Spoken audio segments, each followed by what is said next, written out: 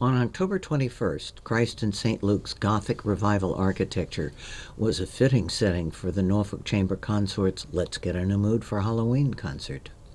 The famous Bach Toccata and Fugue in D minor set the tone for the evening.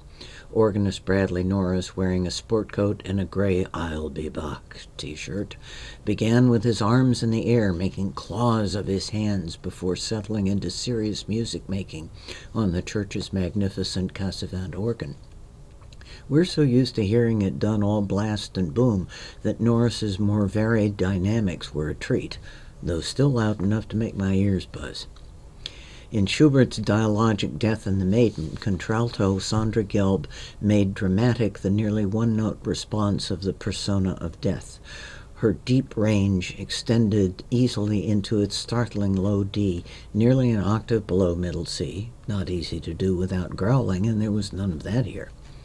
Der Totenkranz by American composer Amy Beach, on a text by Louis Zacharias, summoned images of a wreath of flowers called Children's Thanks, laid gently and sadly on a beloved mother's grave.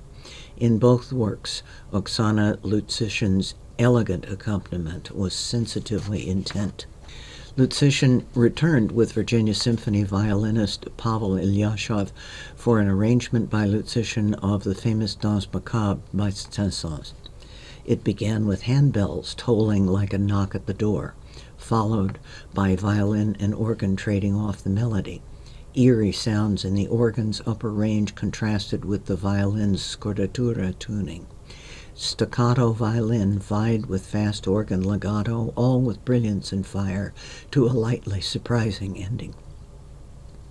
Franz Liszt wrote a series of 4 Mephisto waltzes based on the Faust legend.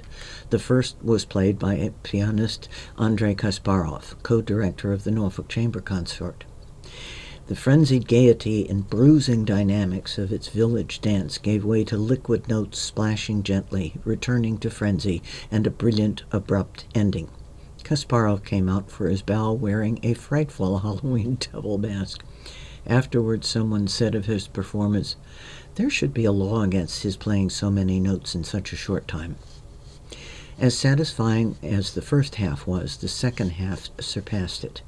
Contralto Kelly Montgomery, a new member of the ODU voice faculty, was stunning in Modest Mussorgsky's Songs and Dances of Death, in which death is personified as compassionately singing a lullaby to a dying child, as an ardent suitor of a young girl, as a being who brings a snowy blanket to warm a drunken peasant with dreams of summer, and finally as a field marshal commanding her troops of vanquished soldiers.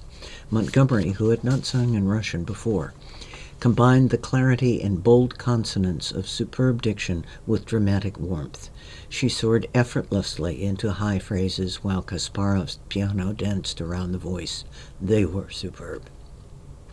Last, but definitely not least, came the Suite Gothique by the Alsatian-French composer Léon Boelman, played by organist Kevin Kwan. He brought out the work's contrasting colors and grand dynamics. The delicate, ballad-like melody of the quiet, thoughtful third movement, Prière à Notre-Dame, Prayer to Our Lady, was utterly lovely, and the portentous final toccata was impressive. Kwan's masterful performance made it perfectly clear why he's only the 5th organist and music director for Christ in St. Luke's in 124 years.